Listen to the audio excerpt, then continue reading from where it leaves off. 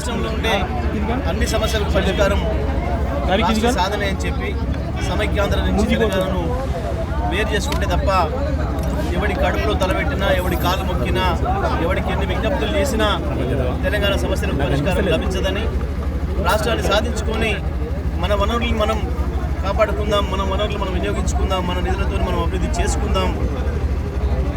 తెలంగాణ రాష్ట్రం అయితే సొంత రాష్ట్రం అయితే భారతదేశంలోనే అతి ఉన్నతమైన రాష్ట్రం అవుతుందని చెప్పి ఆనాడే ప్రకటించి తెలంగాణ ఉద్యమాన్ని ప్రారంభించి మనకున్న మార్గం అంబేద్కర్ గారు మనకిచ్చిన అవకాశం రాజ్యాంగంలో, గాంధీ మహాత్ములు ఇచ్చిన మార్గం, దానిలోనే అహింసతోనే ఎన్నికల్ని ఆయుధంగా చేసుకొని రాష్ట్రాన్ని సాధించాలని చెప్పి ఒక అద్భుతమైన బంధాన్ని తీసుకొని తెలంగాణ రాష్ట్ర ప్రజలందరినీ కూడా ఏకం చేసి రాష్ట్రాన్ని సాధించిన నాయకుడు కేసీఆర్ గారు.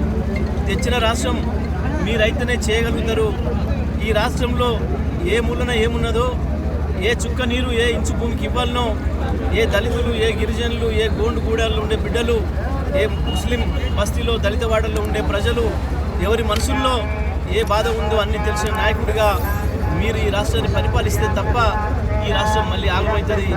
ఈయనగాసి నక్కల పాలు చేయకండి, మీరే ఉండాలని చెప్పి ప్రజలందరూ చేసిన విజ్ఞప్తి మేరకు తనే రాష్ట్ర బాధ్యత తీసుకొని తెలంగాణను భారతదేశంలోనే ఒక నెంబర్ 1 రాష్ట్రంగా నిలిపిన అద్భుతమైన పరిపాలనా దక్షుడు కేసీఆర్ గారు. ఒక మాటలు చెప్పాలంటే తెలంగాణకు బాపు, తెలంగాణ జాతిపితగా కేసీఆర్ గారు ఇవాళ ప్రజలందరి హృదయాల్లో కూడా నిలిచి ఉన్నారు. కానీ దురదృష్టవశాత్తు సంవత్సర కాలంగా దుర్మార్గమైన పరిపాలన వచ్చింది, మూర్ఖుల చేతిలోకి ఈ రాష్ట్రం వెళ్ళింది.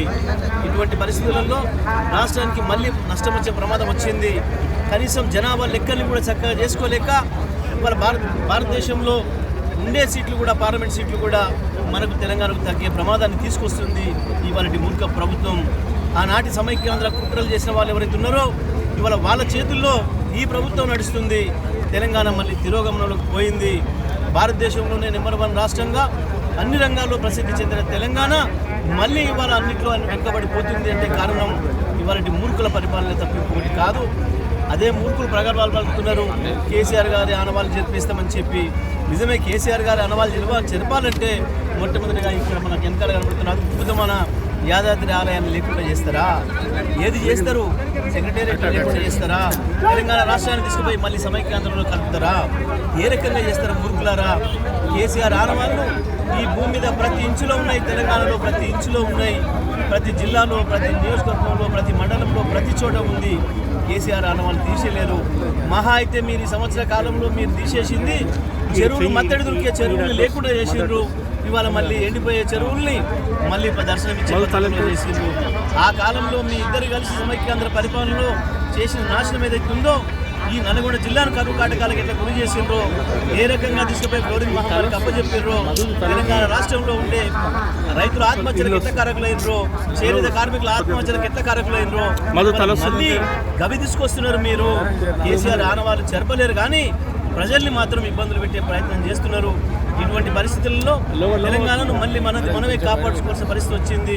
తెలంగాణను కాపాడుకోవడానికి మరొక ఉద్యమానికి శ్రీకారం చుట్టాల్సిన పరిస్థితి వచ్చింది. ఇవాళ తెలంగాణ ప్రజలందరూ కూడా విద్యార్థుల నుంచి మొదలుకొని వృద్ధుల వరకు ప్రతి వర్గం ప్రజలు మోసపోయి ఉన్నారు.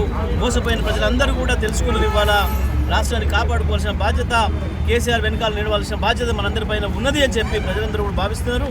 మరి ఇటువంటి సందర్భంలో అటువంటి మహనీయుడి పుట్టినరోజు ఈరోజు కాబట్టి తప్పకుండా దీన్ని ఘనంగా నిర్వహించుకోవాలి.